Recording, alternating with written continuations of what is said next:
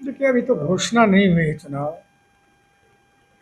घोषणा हुई है तो एनडीए की रणनीति बनेगी। कौन सीटों पर कौन लड़ेगा, यह सब तय होगा। और इसके बाद ही इस पर विमर्श होगा कि चारों सीट एनडीए के पक्ष में आएगा। कि बिहार की जनता की सेवा आदरणीय नीतीश कुमार जी ने किया है और एनडीए की सरकार ने किया है।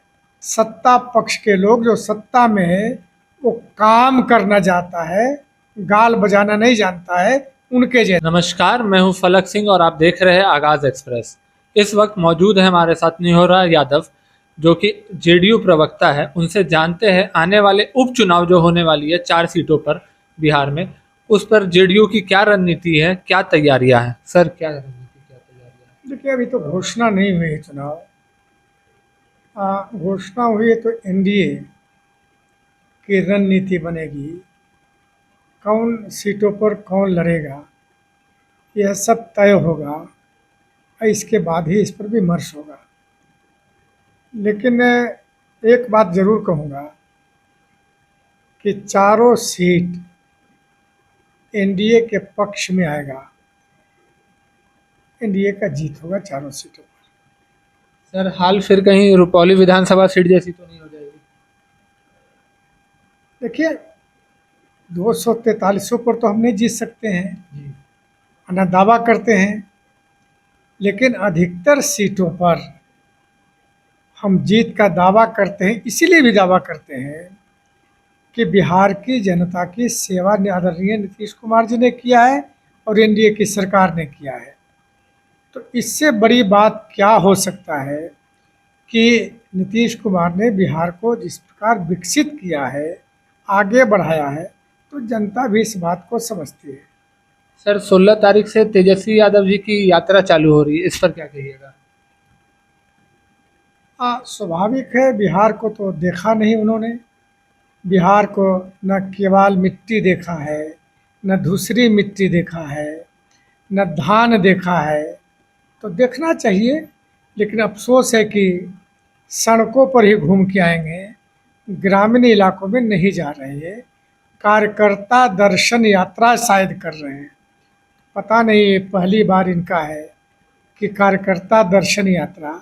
जनता का दर्शन करते तो बेहतर होता, लेकिन चूंकि कार्यकर्ता से नहीं मिल पाते पटना में।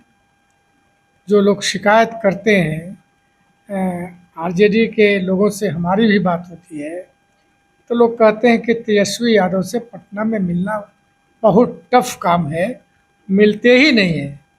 तो अब जा रहे हैं प्रखंड जिला में कार्यकर्ता से मिलने। तो उससे बेहतर होता कि जरा बिहार के गांव गली हालात, विकास, समस्या, ये सब सारे देखते तो राजनीतिक अनुभव भी होता इनको। तो सर, तेजस्वी यादव जिस तरीके से बिहार के युवाओं से जुड़ते हैं, उस प्रकार से जेडीयू में सर ये कमी दिखाई दी है, इस पर क्या कहिएगा? बिल्कुल नहीं। बिहार में जो युवा के है वो जदयू के साथ है। और युवाओं के हर समस्या, चाहे नौकरी देने का सवाल हो, शिक्षा देने का सवाल हो, कोचिंग के सवाल पर मदद करने का हो, उद्योग बैठाने में मदद करने का हो, सारे कामों को आदरणीय नीतीश कुमार जी ने किया है। इसलिए बिहार के युवा बिल्कुल जदयू के साथ खड़ा है। सर, 2025 विधानसभा से ठीक पहले जेडीयू का ये घोषणा कि 34 लाख रोजगार देंगे, क्या ये चुनाव चुनाव जीतने की एक रणनीति है? नहीं, रोजगार तो हम 2006 से दे रहे हैं और लगातार रोजगार दे रहे हैं। और चुनाव के पहले भी जो मुख्यमंत्री जी ने घोषणा किया है कि 34 लाख रोजगार देंगे, तो मुख्यमंत्री के बातों पर हर कोई विश्वास करता है। 2012 में आपको याद होगा कि गांधी मैदान में कहा उन्होंने कि जब तक हम हर घर में बिजली नहीं देंगे, नहीं सुधार नहीं करेंगे, तब तक हम वोट मांगने नहीं जाएंगे। 15 में उन्होंने सुधार कर दिया, 15 तक वोट मांगने गए।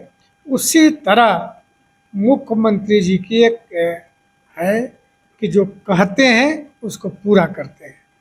पर सर, एनडीए या हो जेडीयू, इसकी कभी भी सर मुद्दा सर रोजगार और या बिहार के युवाओं से संबंधित नौकरियों के संबंधित नहीं रही है, जबकि आरजेडी ने ये मुद्दे काफ़ी अच्छे से उठाया है सर, चाहे वो लोकसभा ही चुनाव क्यों ना हो। कौन कहता है कि नहीं रहा है मुद्दा? यानी सत्ता पक्ष के लोग मुद्दा उठा के कोई काम करता है क्या?